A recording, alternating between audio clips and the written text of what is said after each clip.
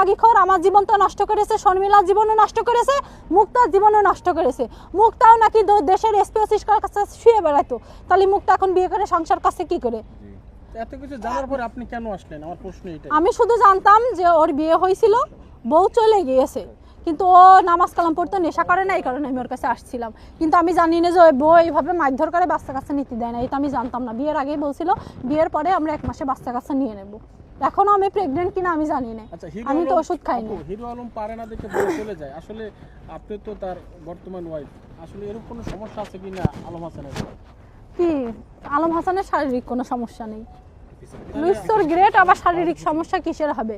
দেশের জায়গায় সুতি পছন্দ করে আলম হাসান। মানে আলম হাসান সবকিছু পারফেক্ট থাকার পর তার বউ যাওয়ার কারণ কি?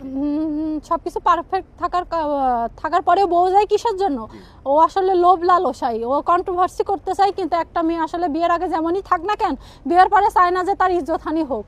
ও চাই যে ওর প্রতিনিয়ত অন্য মানুষ কন্ট্রোভার্সি করুক, শাকিব খানের নিয়ে কথা বলার দরকার নেই, অন্য মানুষ কথা বলুক, এইটা চাই। সেলিব্রিটি হোক, ও চাই যে আরো ওর মিলিয়ন মিলিয়ন ভিউ হোক। আপনি আগের ভিডিও দেখেন আর আমার সাথে ভিডিওর পরে দেখেন যে ওর নিয়ে কত, মানে ওর ভিডিও কতটা ভাইরাল হয়েছে। আর আগের ভিডিওর সাথে এখনকার ভিডিও যোগ করে আপনারা দেখেন যে আমি কতটা গুলো সত্যি কথা বলছি আর কত আমি মিথ্যা কথা বলছি কিনা। আর